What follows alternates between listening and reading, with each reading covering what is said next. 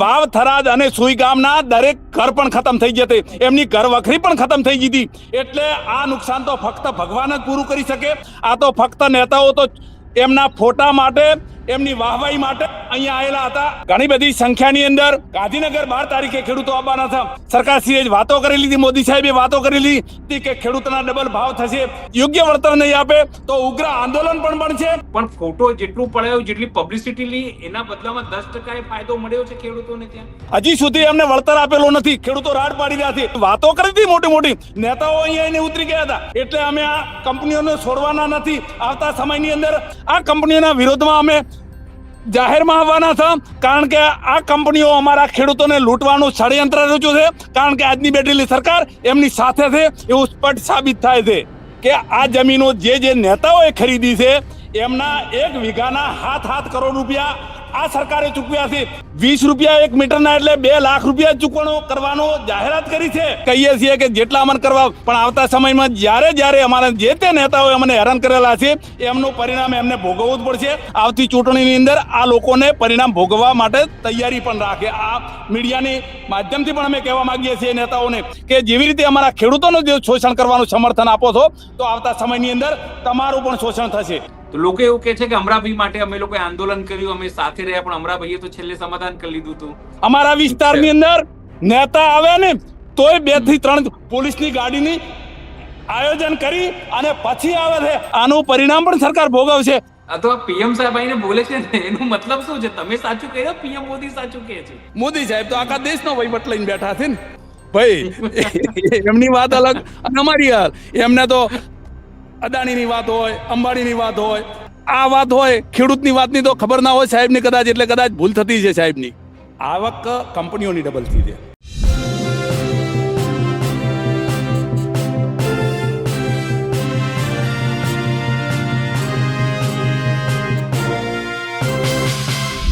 ખેડૂતો હવે ગામડાઓમાં બેઠકો કરી રહ્યા છે.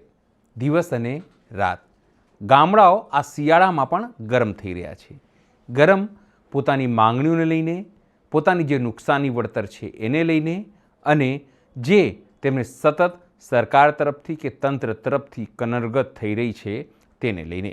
વીજ લાઈન તો મુદ્દો છે જ, પણ રીસર્વે પણ એક મોટો મુદ્દો છે. વાત બનાસકાંઠાની કરીએ તો બનાસકાંઠામાં પણ આ સ્થિતિ છે. નમસ્કાર, હું છું ચિંતામણી પુત્ર અનિલ પટેલ. સ્વાગત છે તમારો અમારા વિશેષ કાર્યક્રમમાં. આજે વાત બનાસકાંઠાની કરવી છે ને એટલા માટે જ આજે ખેડૂત આગેવાન છે અમરાભાઈ ચૌધરી. તે સંઘર્ષશીલ નેતા છે અને તેઓ પણ 12 તારીખે ગાંધીનગર આવવાના છે. આવો તેમની સાથે જોડાઈએ અને તેમની સાથે વાત કરીએ. આપણી સાથે જોડાયા છે બનાસકાંઠાના ખેડૂત આગેવાન અમરાભાઈ ચૌધરી. મારો અવાજ આવે છે? અમરાભાઈ, શું કહેશો? 12 તારીખે કેવી તૈયારી છે બનાસકાંઠાથી ખેડૂતોને આવવાની? હવે અમારી તૈયારી તો છે. આ વખતે ખેડૂતો ખૂબ હેરાન થઈ રહ્યા છે. વર્ષોથી ખેડૂતો હેરાન થતા હતા, પણ આ વખતે 12 તારીખે અલગ ઉત્સાહ છે.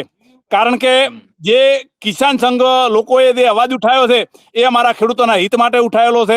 એના અનુસંધાને અમે 12 તારીખે મોટી સંખ્યાની અંદર ખેડૂતો ગાંધીનગર આવવાના છે. તમારા બનાસકાંઠામાં શું શું મુશ્કેલી છે? મુદ્દાઓ શું છે તમારા બનાસકાંઠાના? હવે મુદ્દાઓ તો ઘણા છે, પણ આ વખતે અમારી જે પાવર કંપની વાળો જે લાઈન કાઢી રહ્યો છે ને એમાં પૂરતું વળતર આપતો નથી. અત્યારે અમારા રાધા નેસરાથી જે અડેઠા સુધી હવે એક નવી લાઈન 765 કેવીની લાઈન નીકળેલી છે. એની અંદર અમે આપણા નાયબ કલેક્ટર એટલે કે કલેક્ટર સાહેબ શ્રીને વાવમાં એટલે કે વાવ થરાદ જિલ્લાની અંદર અમે આવેદનપત્ર આપ્યું હતું, પણ હજી સુધી અમને કોઈ જવાબ આપેલો નથી. અમારી ખેડૂતોની માગણી હતી કે જેવી રીતે નવસારીના ખેડૂતોને જેવી રીતે ચૂકવણું કરેલું હોય, જે એને કરાયેલી જમીનની અંદર એવી રીતે અમારું પણ ચૂકવણું થવું જોઈએ એવી અમારી માગણી હતી. પણ હજી સુધી સરકાર અમારી વાત સાંભળી નથી. એના અનુસંધાને અમે ઘણી બધી સંખ્યાની અંદર ગાંધીનગર 12 તારીખે ખેડૂતો આવવાના હતા. બીજા તો ઘણા બધા અમારા પ્રશ્ન કે જે ભાવનો પ્રશ્ન હોય, પૂરતા ભાવ અમને મળતા નથી. અમારી એમએસપી પણ સરકારશ્રીએ વાતો કરેલી હતી, મોદી સાહેબે વાતો કરેલી હતી કે ખેડૂતોના ડબલ ભાવ થશે, ડબલ આવક થશે. અત્યારે મને પૂરતો ભાવ પણ મળતો નથી. એવી રીતે જેવી રીતે અમારી જમીન નવી જે માફ કર્યું તો એની અંદર પણ ઘણા બધા ભૂલો આવેલી છે. અમારા ખેતરો પણ બદલાઈ ગયેલા છે. આવી રીતે અમારા ઘણા બધા પ્રશ્નો છે. એની અંદર અમારો મહત્વનો બનાસકાંઠાનો પ્રશ્ન હોય તો જે રાધા નેસરાથી જે મોડેરા સુધી લાઈન આવે છે એની અંદર અમને પૂરતો વળતર આપતા નથી. આ અમારી માગણી છે. અત્યારે અમે આ કામ બંધ કરાયેલું છે. સરકાર શ્રી જો ટૂંક સમયની અંદર અમને યોગ્ય ભાવ જેવી રીતે આગળના ખેડૂતોને જે આવેલા હોય નવસારીના ખેડૂતોને એવી રીતે તો અમને યોગ્ય વળતર નહીં આપે તો ઉગ્ર આંદોલન પણ બનશે અને 12 તારીખે અમે ખેડૂતો પણ ત્યાં આવવાના છે. અમરાભાઈ, મારે ખાલી એ જાણવું છે કે જ્યારે વરસાદ પડ્યો ત્યારે તમારા મોટા ભાગના જે વિસ્તારો છે પાણીમાં રહ્યા, મહિનાઓ સુધી પાણીમાં રહ્યા. સરકાર ત્યાં પોતે મૃદુ અને મક્કમ કહેવાતા એવા ભૂપેન્દ્ર પટેલ ત્યાં પહોંચ્યા હતા. તમારે ત્યાંથી તો શંકરભાઈ ચૌધરી પોતે અધ્યક્ષ છે, એ પોતે પણ ત્યાં બેઠકો કરતા હતા.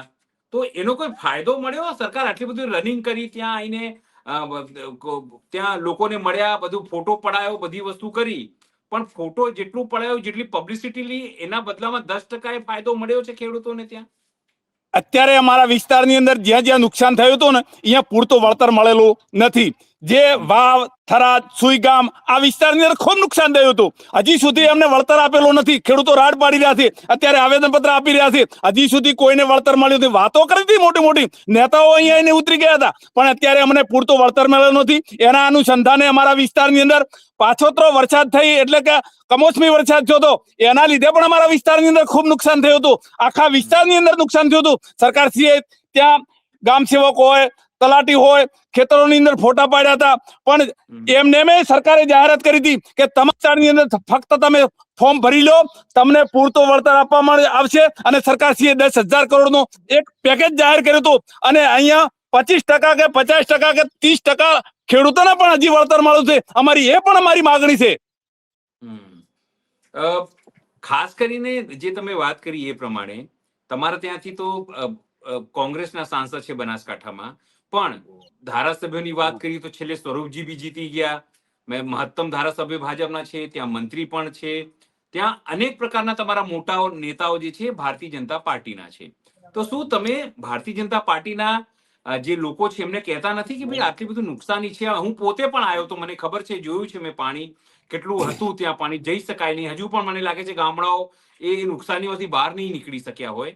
તો સરકારને એ વસ્તુ દેખાતી નહીં હોય, ત્યાંના ડીડીઓ, કલેક્ટરને એ વસ્તુ દેખાતી નહીં હોય કે આ ખેડૂતોને આટલું બધું નુકસાન થયું છે? ખરેખર આ નુકસાન તો મને એવું લાગે છે કે ભગવાન જ પૂરું કરી શકે, કારણ કે સરકાર કરી શકે એવી પરિસ્થિતિ નથી. અમારા વિસ્તારની અંદર તમામ ખેતરો તો ખતમ થઈ ગયા હતા, પણ વાવ, થરાદ અને સુઈગામના દરેક ઘર પણ ખતમ થઈ જતે, એમની ઘર વખરી પણ ખતમ થઈ જતી. એટલે આ નુકસાન તો ફક્ત ભગવાન જ પૂરું કરી શકે. આ તો ફક્ત નેતાઓ તો એમના ફોટા માટે, એમની વાહવાઈ માટે અહીંયા આવેલા હતા. આવું કોઈને હજી નુકસાન જે પડેલું છે ને એનું વળતર આપેલું નથી. અત્યારે ખેડૂતો રાડ પાડી રહ્યા છે. તમારા લોકોની એક પેલા બટાકાને લઈને બી એક સમસ્યા હતી કંપનીઓ જોડે, એને લઈને કોઈ સમસ્યાનું સમાધાન થયું અત્યાર સુધી? હવે એક કંપની અંદર એક મોટા નેતાનો ભાગીદારીની અંદર કંપનીની કામ કરે છે, એટલે અમારા ખેડૂતોને સાંભળ્યું નતું. અમે ખૂબ રજૂઆતો કરી, એમના પુતળા દહન કર્યું કંપનીના નામના. એ કંપનીની અંદર નેતાનો ભાગ હતા એટલે અમારું સાંભળ્યું નથી. અત્યારે અમારા વિસ્તારની અંદર બટાકાનો પ્રોગ્રામ આપ્યો છે, પણ પૂરતા ભાવ અમારા ખેડૂતોના ગઈ સાલના હતા ને એમાંથી 10 થી 20% ભાવ ઘટાડી નાખ્યા છે. સાથે સાથે કંપનીએ એવું પણ કર્યું હતું કે અમારા નિર્દોષ ખેડૂતોને 1 કટ્ટાના 125 રૂપિયા રોકડા પૈસા 50% લીધા હતા. એની પછી ને એ કંપનીઓ વાળાને વિતરણ ના થયું ને એટલે 700 રૂપિયા કટો આપ્યો, 500 રૂપિયા કટો આપ્યો. પછી એ જ કંપની વાળે 70 રૂપિયા કટો વાવવા આવ્યું છે. એટલે નિર્દોષ ખેડૂતો જે જૂના ખેડૂતો હતા, કાયમી માટે વાવેતર કરતા હતા, એ ખેડૂતોને 125 રૂપિયા આ અંગ્રેજ કંપનીઓએ ભાવ લીધેલા છે. એટલે અમે આ કંપનીઓને છોડવાના નથી. આવતા સમયની અંદર આ કંપનીઓના વિરોધમાં અમે જાહેરમાં આવવાના છે, કારણ કે આ કંપનીઓ અમારા ખેડૂતોને લૂંટવાનું ષડયંત્ર રચ્યું છે. કારણ કે આજની બેઠેલી સરકાર એમની સાથે છે એવું સ્પષ્ટ સાબિત થાય છે. તમે કીધું કે જે કંપનીઓ, સરકાર જે છે કંપનીઓની સાથે છે. કચ્છમાં પણ આ જ સ્થિતિ છે. તમારે ત્યાંથી એક ભારતમાલા પ્રોજેક્ટ નીકળે છે, રોડ, રસ્તા, રોડ મને ખબર છે સાહિત્ય, હું ત્યાં ગયો છું છે. એના પણ ખેડૂતો દુખી છે તમારા ત્યાં. અને થોડા સમય પહેલા જ સીએમ આયા એક જગ્યાએ ખાતમુહૂર્ત કરેલું, ત્યાં પણ ખેડૂતોએ વિરોધ કર્યો હતો. તો આટલું બધું વિરોધ છે, ખેડૂતો આંદોલન કરવાની વાત કરે છે, તો શું સ્થાનિક નેતાઓને આ વસ્તુ ખબર પડતી નથી કે ખેડૂતો દુઃખી પહેલી છે? વાત તો ભારતમાલા પ્રોજેક્ટ થરાદથી વડોદરા હાઈવે સુધી મળે છે. આના માટે અમે દરેક જિલ્લાની અંદર જઈ અને હજારો ખેડૂતોએ આવેદનપત્ર કલેક્ટર સાહેબશ્રીને આપ્યા છે. એવું અમે ઉલ્લેખ કર્યો છે કે આ જમીનો જે નેતાઓએ ખરીદી છે એમના 1 વીઘાના 7 કરોડ રૂપિયા આ સરકારે ચૂકવ્યા છે, જ્યારે અમારા નિર્દોષ ખેડૂતોને ફક્ત ને ફક્ત 1 વીઘાના 20 રૂપિયા 1 મીટરના એટલે 2 લાખ રૂપિયા ચૂકવણો કરવાનો જાહેરાત કરી છે. અને જે 7 કરોડ રૂપિયા આજના બેઠેલા નેતાઓએ જેને એને કર્યું એમને ઉપાડી લીધા છે. એટલે જે 100% જે સરકારે ફાળવેલા પૈસા હોય ને એમાં 5% લોકો જે એને કરીને એ લોકો લઈ ગયા છે. અમારા 95% લોકોને તો પૈસા 5% ફાળવણી કરી છે. એટલે 1 મીટરના ફક્ત ને ફક્ત 20 રૂપિયા એટલે 20 રૂપિયાની પાણીની બોટલ પણ નથી આવતી. આવી અમે કલેક્ટર સાહેબશ્રીને આખા ગુજરાતના જે 3-4 જિલ્લાની અંદર થાય 4 જિલ્લાના કલેક્ટરોને જાહેરમાં એમના મંચ ઉપર જઈ અને આવેદનપત્ર આપી આપણા મુખ્યમંત્રી સાહેબશ્રીને પણ હોમી સાચે કહીને આવેલા છે. પણ આજના બેઠેલા નેતાઓ અમારી વાત સાંભળવા માંગતા નથી. અને આવી રીતે તમામ સેક્ટરોની અંદર ખેડૂતોના જે શોષણ થઈ રહ્યું છે એ આખી સરકાર પણ જાણે છે, પ્રજા પણ જાણે છે અને સાથે સાથે ખેડૂત આગેવાનો પણ જાણે છે. પણ અમારા વિસ્તારના કે ગુજરાતના એક પણ નેતા બોલવા માટે સંમત નહીં થતો. તો આવા જ્યારે તમે કીધું કે આવા નેતાઓ તમારા વિશે તમારા પક્ષમાં બોલવા તૈયાર નથી, તમારી સાથે કોઈ ઉભા રહેવા તૈયાર નથી, તો પછી આવા નેતાઓ તમારા ગામોમાં ઘૂસી કઈ રીતે શકે છે? હું ખેડૂત આગેવાન તમારી જગ્યા હોય તો એ ખેડૂતોને અંદર ઘૂસવા ના દેવું, એ આગેવાન ભાજપના આગેવાનોને બેન કરાવી દઉં કે જો તમે અમારા પક્ષમાં ના બોલી શકો, અમારા પક્ષમાં તમે વાતો ના કરી શકો, વિધાનસભામાં અમારા સવાલ ના ઉભા કરી શકો, તમે કંપનીઓ જોડે પાર્ટનરશિપ કરતા હો, આ તમામ વસ્તુઓ તમને ખબર છે, ખેડૂતોને ખબર છે, તો પછી આ લોકો કેમ જીતે છે? સવાલ તો એ પણ છે ને કે જીતે છે કેમ આ લોકો? તમારો અવાજ ના આવ્યો મારા સુધી. હું એટલો પૂછું છું અમરાભાઈ કે જે તમે કીધું કે આટલી બધી સમસ્યાઓ છે, એ લોકલ નેતાઓ તમારા વિશે કંઈ બોલતા નથી, વિધાનસભામાં તમારા સવાલો ઉભા કરતા નથી, તમારા પ્રશ્નોને લઈને કોઈ રજૂઆત કરતા નથી ઉપર, અથવા તો પછી આવા નેતાઓને તમે લોકો ગામોમાં કેમ ઘૂસવા દે છો? એ લોકો જીતે છે કેવી રીતે? હવે એ તો આવતો સમય બતાવશે. ખેડૂતો એમનો વિરોધ કરશે ને એ તો આવતી ચૂંટણી બતાવશે. કારણ કે એમને અત્યારે એમના પાસે સત્તા છે એટલે એમને જેટલા ખેડૂતોને અમને હેરાન કરવા હોય એટલા કરવા માટે અમે કહીએ છીએ કે જેટલા અમને કરવા. પણ આવતા સમયમાં જ્યારે અમારા જે તે નેતાઓએ અમને હેરાન કરેલા છે એમનું પરિણામ એમને ભોગવવું જ પડશે. આવતી ચૂંટણીની અંદર આ લોકોને પરિણામ ભોગવવા માટે તૈયારી પણ રાખે. આ મીડિયાની માધ્યમથી પણ અમે કહેવા માંગીએ છીએ નેતાઓને કે જેવી રીતે અમારા ખેડૂતોનું જે શોષણ કરવાનું સમર્થન આપો છો તો આવતા સમયની અંદર તમારું પણ શોષણ થશે. અમરાભાઈ, મને યાદ છે સારી રીતે કે તમારી સાથે તમે એક રજૂઆત કરવા ગયા હતા, તમારી સાથે કેટલાક લોકોએ મારઝૂડ જેવી સ્થિતિ કરી હતી, તમે આંદોલન કર્યું હતું. મને ખબર છે તમે બનાસકાંઠાથી ગાંધીનગર ચાલીને આવ્યા હતા, પછી કંઈક સમાધાન થઈ ગયું. તો લોકો એવું કે છે કે અમરાભાઈ માટે અમે લોકોએ આંદોલન કર્યું, અમે સાથે રહ્યા, પણ અમરાભાઈએ તો છેલ્લે સમાધાન કરી લીધું હતું, એમની વાતો કંઈક સમાધાન થઈ ગઈ હતી. તો તમારી જેમ તમારી પરિસ્થિતિ હશે, પહેલી વાત કરો, આવી પરિસ્થિતિ હશે ને? ખરેખર પહેલી વાત કરું, ખરેખર અભિનંદન, તમે યાદ કરી વાતને. એ વખતે અમે સમાધાન નથી કર્યું. એ વખતે અમે મુખ્યમંત્રી સાહેબશ્રીને આવેદન પત્ર આપ્યું હતું અને મુખ્યમંત્રી સાહેબશ્રીએ અમને એવો વિશ્વાસ આપ્યો કે તમને બનાસકાંઠાના દિયોદર અને જે તે વિસ્તારની અંદર પાણીની સમસ્યા છે ને એનું અમે સમાધાન લાવી આપ્યું છે. દરેક તળાવ સુધી પાણી પહોંચાડશું. બીજી વાત કે અમારી માગણી હતી બનાસ નદી ઉપર ચેક ડેમ બનાવવાની. આ પણ અમે જે તે માગણી કરી એનું પણ કે સમાધાન કરી આપીશું. એટલે કે આ તમારું માગણી છે અમે પૂરી કરીશું, આવો અમને વિશ્વાસ આપ્યો હતો. એ વખતે અમે સમાધાન નથી કર્યું, અમે ફક્ત એમને આવેદન પત્ર આપ્યું છે અને એના અનુસંધાને અમારા વિસ્તારના ગામડાઓની અંદર પાણી પહોંચાડવાનું સરકારે કામ કર્યું છે. એટલે અમે કોઈ એ બાબતે સમાધાન કરેલું નથી.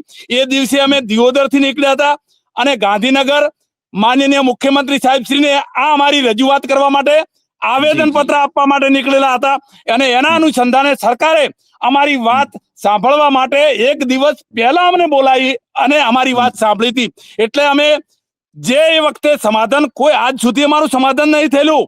અમારા વિસ્તારની અંદર નેતા આવ્યા ને તોય 2 થી 3 પોલીસની ગાડીની આયોજન કરી અને પછી આવે છે. અમે કોઈ આવું સમાધાન કરેલું નથી. એટલે અમરાભાઈ હજુ પણ એ જ અમરાભાઈ છે જે પહેલા અમરાભાઈ હતા. એટલે આજે બીજો કોઈ ભાજપ વાળો આવે અથવા નેતા આવે તો એ પોલીસ વગર આવી શકતો નથી, એવી સ્થિતિ છે ત્યાં. ભાઈ અમરાભાઈ એ જ રહેવાના છે, આજે એ છે અને 5 કે 10 વર્ષ પછી એ હતા અને વર્ષો પછી એ જ હતા, એ જ રહેવાના છે. કારણ કે ખેડૂતો માટે અમે અવાજ ઉઠાવવાના છો. કોઈ પણ પક્ષનો હોય, કોઈ પણ જ્ઞાતિનો હોય, અમારા માટે સર્વોપરી રહેશે ખેડૂત, અને ખેડૂત માટે અમે લડવા માટે કાયમ માટે આગળ જવાના છે. આ ખાતરની સમસ્યા વચ્ચે તમારા બાજુ હતી, સરકાર કે ખાતરની કોઈ સમસ્યા નથી. હે? ખાતરની સમસ્યા છે તો મતલબ યુરિયા ખાતરની સમસ્યા, ડીએપી ની એવું બધાની. હવે ખાતરની વાત કરો કે અમે આના માટે મુખ્યમંત્રી સાહેબ શ્રીને સીએમ પોર્ટલમાં અમે અરજી કરી લીધી. સરકાર શ્રી અમને લેખિતમાં આલ્યું કે તમારા વિસ્તારની અંદર 30,000 મેટ્રિક ટન આવશે, 40,000 મેટ્રિક ટન આવશે, ખાતરનો જથ્થો આવશે. પણ અમારા વિસ્તાર સુધી તો ખાતર પહોંચ્યું જ નતું, આજે નથી પહોંચેલું. યુરિયા ખાતરની આખો વર્ષ માટે અમારા વિસ્તારની અંદર ખાતર મળેલું નતું.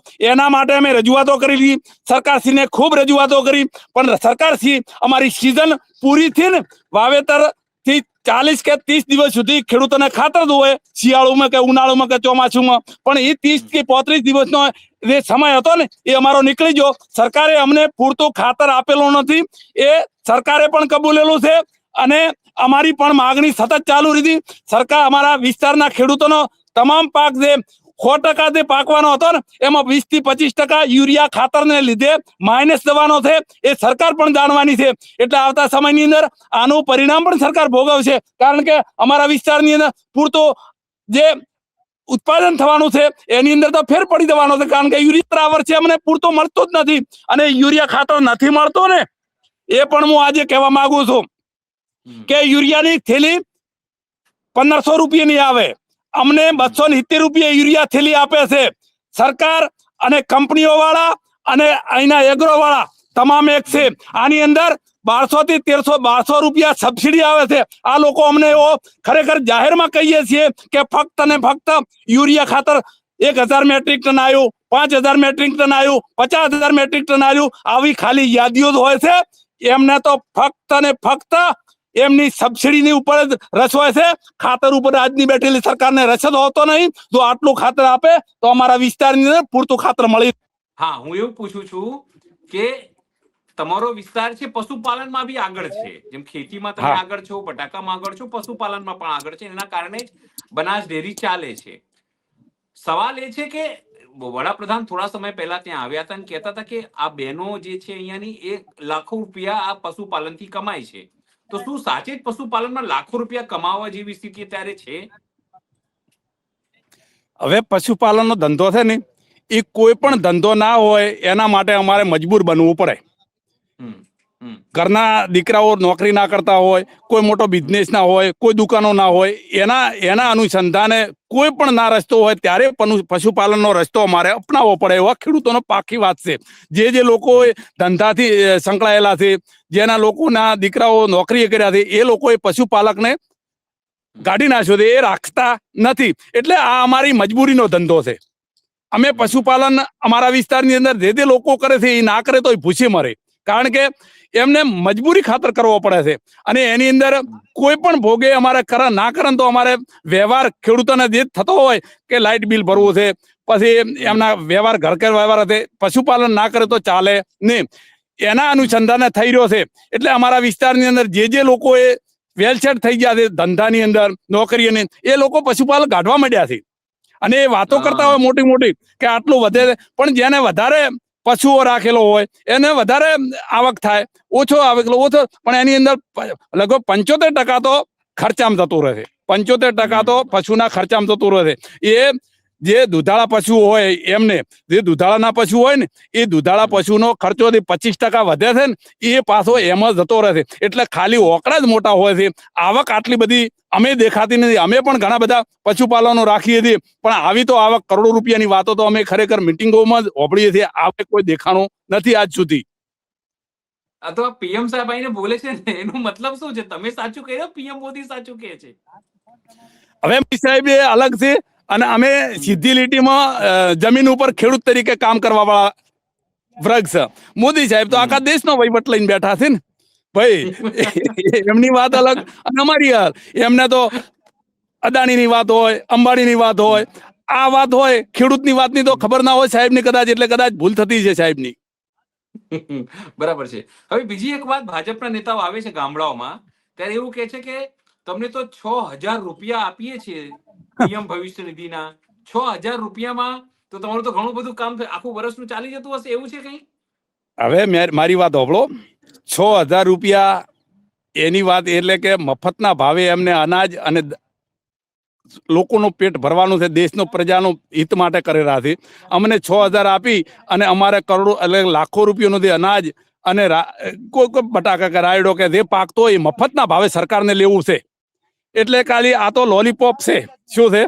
લોલીપોપ. ખેડૂતને 6,000 નું બટકું આપી અને લાખો રૂપિયાનું અનાજ જે પાકે છે એ મફતના ભાવે લેવા માટેનું ષડયંત્ર છે. જાહેરના મંચ ઉપરથી આવીને વાતો કરવાની હોય કે તમે તો 2,000 રૂપિયા, 4,000 ને 6,000 રૂપિયા મળશે વર્ષે. એના અનુસંધાને લાખો રૂપિયા મફતના ભાવે જે પાકતો લાખો રૂપિયાનું અનાજ છે એ મફતના ભાવે સરકાર ખરીદી. કારણ કે અમને પૂરતા MSP પ્રમાણે ભાવ નથી આપતી, પૂરતા ભાવ નથી. અત્યારે જે આવક થાય એના કરતા એ તો ખેડૂત ખટક ના રાખે ને તો નુકસાન જતું રહે. ભાઈ પૂરતો જે ખેતીનો સરવાળો મારે ને એ ખેડૂતને ઓરિજિનલ એકલી ખેતી ઉપર નભતો ખેડૂત બચી શકે એવી પરિસ્થિતિ નથી. અત્યારે મોટી મોટી વાતો કરતા હોય એ કોઈ તો ધંધા સાથે સંકળાયેલા હોય, પછી નોકરી સાથે સંકળાયેલા હોય. આવી રીતે સંકળાયેલા લોકો મંચ ઉપર આવીને વાતો મોટી મોટી કરતા હશે, પણ એકલો ફક્ત ખેતી કરતો હોય એને ખેતીથી ઉત્પન્ન થતું એની જીવન ચાલે એવી પરિસ્થિતિ નથી. 2022માં મહામાનવ જે છે આપણા વિશ્વગુરુ એ કહેતા હતા કે આવક ડબલ થઈ જશે ખેડૂતની, એમની પાસે આઈડિયા છે. એવું જાદુની છડી છે કે 2022માં તમારા લોકોની આવક ડબલ થઈ ગઈ. મને લાગે છે ડબલ થી ટ્રિપલ થઈ ગઈ હશે. 2025 છે, હવે 26 થઈ ગઈ. હવે આવક કંપનીઓની ડબલ થઈ છે. અમારે 2000 એટલે કે 4 થી 5 વર્ષ પહેલા આ દવાઓ અમારે છંટકાવ ના કરવો પડતો. અત્યારે એના કરતા અત્યારે છંટકાવ વધારે કરવો પડે છે દવાઓનો. એમના સીડના અમારા જે 100 રૂપિયા સીડ આવતું હોય ને એના અત્યારે 1,000 રૂપિયા સીડના છે. એટલે કંપનીઓની આવક 10 ગણી 4 ગણી થઈ હતી. ખેડૂતોની આવક એની જ છે. જે વખતે સોનાના ભાવ હતા અમારે લગભગ 7,000 થી 8,000 રૂપિયા, એ વખતે અહીંયા એરંડાના રાયડાના 700-800 રૂપિયા ભાવ હતા. આ તો વાત કરો. અને અત્યારે લાખો રૂપિયા ભાવ છે તો એના એ જ ભાવ છે. એટલે એની અંદર 1000 ગણો ઉછાળો આવ્યો છે. અત્યારે ખેડૂતના ભાવ તો એના જ છે. કપાસના ભાવ જુઓ તો એ રીતે ડબલ થી જ નથી. એ વખતના જે ભાવ હતા એના ખાલી ડબલ ભાવ થઈ ગયા હોત ને, આ બીજાના 100 ગણા છે એવા, તોય અમે ખેડૂતો ખુશ થોત. પણ એ નથી. એટલે ડબલ આવકની વાત નથી, ડબલ ખેડૂતો હેરાન થવા માંડ્યા છે અત્યારે. હજુ હવે 2-3 દિવસ વડાપ્રધાન છે આપણા ગુજરાતમાં જ છે. સોમનાથ ને મહાત્મા મંદિર ને બધી વસ્તુઓ કરવાના છે, અને તમે લોકો પણ એ સમય દરમિયાન ગાંધીનગર આવવાના છો. હજુ સુધી અમને એવી માહિતી છે કે ગાંધીનગરમાં પરવાનગી નથી મળી આવવાની, ઘૂસવા દેવાની, કારણ કે આ તો સરકાર છે. ગાંધીનગર જેમ તમને આવાજ ના દીધા એવી રીતે કોઈને આવવા દેતી નથી સરકારને. અહીંયાના મુખ્યમંત્રીને કે બધાને એવું લાગે છે ગાંધીનગર એમનું બાપનું છે, એટલે આપણે ખેડૂતોને આવવા દેવાનું નથી. તો શું જો નહીં આવવા દે તમને ત્યાં જ અટકાઈ દે બનાસકાંઠામાં, તો શું કરશો? હવે બીજી વાત કરું. આ વખતે કિસાન સંઘના લોકો છે ને, અમે કિસાન સંઘ થી આ વખતે જ વિશ્વાસમાં આવ્યા હતા. આ વખતે અમે કિસાન સંઘના વિશ્વાસમાં, કારણ કે અમે આજ સુધી કિસાન સંઘ છે ને એ ભાજપની બી ટીમ તરીકે અમે માનતા હતા. પણ આ વખતે અમને પૂરો વિશ્વાસ આપ્યો છે. ભાઈ પૂરો વિશ્વાસ આપ્યો છે કિસાન સંઘના નેતાઓએ કે અમે પૂરી તાકાતથી લડવાના છે, તમારા સાચા પ્રશ્નો ઉઠાવવાના છે. એના અનુસંધાને કદાચ સરકાર પરવાનગી આપશે નહીં, અમને પૂરો વિશ્વાસ છે. કારણ કે કિસાન સંઘવાળા લોકો છે ને એ અમને લઈ જવા માટે સંમત થયા છે. એના અનુસંધાને કદાચ કિસાન સંઘ એકલો નથી, આ વખતે કિસાન સંઘ સાથે તમામ સંગઠનો છે. એટલે કદાચ અમને અંદર પરવાનગી આપવા દેશે નહીં. કે ગઈ વખતની જે વિધાનસભાની ચૂંટણી હતી ને એ વખતે આ જ કિસાન સંઘના લોકો 45 દિવસ ત્યાં બેઠા હતા ભાઈ. અને એમને એ જ છેલ્લે કોલડીમાં ગોળ ભાજી અને આવતા રહ્યા, એટલે પૂરતું અમારું ખેડૂતોનું હિત હતું. એમની ચૂંટણી પટી ગઈ અને એવી વાત હતી. એટલે આ વખતે કદાચ અમને એવો વિશ્વાસ છે કે કિસાન સંઘના નેતાઓ વાતો કરતા હોય કે ગાંધીનગરમાં પહોંચશે, પણ અમને પેલો વિશ્વાસ દેખાતો નથી કે ગાંધીનગર એમને આવેદન પત્ર આપવા માટે જવા દે. એટલા માટે તમે યાદ કર્યું, સારું કર્યું, કારણ કે 45 દિવસ બેઠા હતા ને અમે રોજ જતા તેમને કવરેજ કરવા. ત્યારે અમે એ દિવસે અમન નતા આવવા દેતા ત્યાં. હા, એ ગઈ વખતે 48 બેઠા દિવસ હતા અમે ને ત્યાં 45 રહ્યા. દિવસ, અને એ વખતે અને અમારી આજે એન્ટ્રી પણ- નથી. કિસાન સંઘના નેતાઓ હા. અમને ના પાડતા કે તમે નતા આવજો. હા, સ્થિતિ એવી હતી, મને ખબર છે અમરાભાઈ, કે એ લોકો ત્યાં બોલાવતા અને પછી રોજ એ લોકો ત્યાં આવીને સભાઓ કે નાની મોટી સભાઓ કરતા, પોતાની વાત કરતા, પણ સરકારે એમની વાત સાંભળી નહીં. છેલ્લે બોલાયા અને કે સૈદ્ધાંતિક મંજૂરી આપી છે, ને આ જ જીતુભાઈ ને આ જ બધા લોકો હતા. 5 વર્ષ પછી એ જ મુદ્દાઓને લઈને જાય છે. એટલે કે જે લોલીપોપ એ સમય દરમિયાન બી કિસાન સંઘને આ સરકારે ચૂંટણી આપી. નજીક આવે છે, પણ આ વખતે અમને વિશ્વાસ આપ્યો છે. અમે આ વખતે એમનો વિશ્વાસ એટલે કે ચાલો હેડો, ખેડૂત હિત માટે જ હોય છે, એટલે અમે તૈયાર થયા હતા. હવે સમજો તમારી વાતો ન માનવામાં આવે અને ચૂંટણી હવે નજીક આવી રહી છે, સ્થાનિક સ્વરાજની ચૂંટણીઓ છે, સમજો જિલ્લા પંચાયતની, તાલુકા પંચાયતની. એવા કન્ડિશનમાં ખેડૂત આગેવાન તરીકે તમારા લોકોનું શું સ્ટેન્ડ રહેવાનું છે? શું તમે ગામે ગામમાં આજ ભાજપના નેતાઓને ઘૂસવા દેવાના છો ગામોમાં? જો અમારા માટે આ પાવર ગેટ કંપની એટલે આ કંપનીઓ જે ધોબલા ઉભા કરે છે, એમાં પૂરતું વળતર અમારી જે ખેડૂતોની માગણી છે, સુરેન્દ્રનગરના જિલ્લો ખેડૂતો હોય કે પછી કચ્છના ખેડૂતો હોય, આમની તો પૂરતી માગણી અમારી સ્વીકાર છે ને, તો આવતા સમયની અંદર આ જ સરકારનો અમે વિરોધ જાહેરમાં કરવાના છે. અને નેતાઓના, ભાજપના નેતાઓને ગામોમાં ઘૂસવા દેશો? એ તો આવતો સમય બતાવશે. અચ્છા, આવતો સમય બતાવશે. ખુલ્લી નથી બોલી રહ્યા એમ? આવતો સમય બતાવશે. ના, ધન્યવાદ અમરાભાઈ, તમે જોડાયા, ખુલ્લીને તમે વાત કરી. અને આપણે ઈચ્છીએ કે 12મી તારીખે આપણે ગાંધીનગરમાં મળીએ અને તમારી વાત સરકાર સામે સાથે મળીને આપણે કરીએ. ધન્યવાદ, તમે જોડાયા, તમે ખૂબ બનાસકાંઠાની અભિનંદન. વાતો કરી. ધન્યવાદ અમરાભાઈ. બનાસકાંઠાના ખેડૂતોની સમસ્યા મુદ્દે આપ શું વિચારો છો? જરૂરથી અમારા કોમેન્ટ બોક્સમાં કોમેન્ટ કરજો. એ સિવાય અમારી મુખ્ય ચેનલ છે ગુજરાત પ્લસ, એને પણ તમે લાઈક કરજો, સબસ્ક્રાઈબ કરજો અને બેલ આઇકન દબાવજો. સાથે અમારી વેબસાઇટ છે www.gujaratplus.in, ત્યાં પણ જઈને તમે એને નવા અપડેટ મેળવી શકો છો, નવા વિડીયો જોઈ શકો છો. અત્યારે માટે બસ આટલું જ. નમસ્કાર.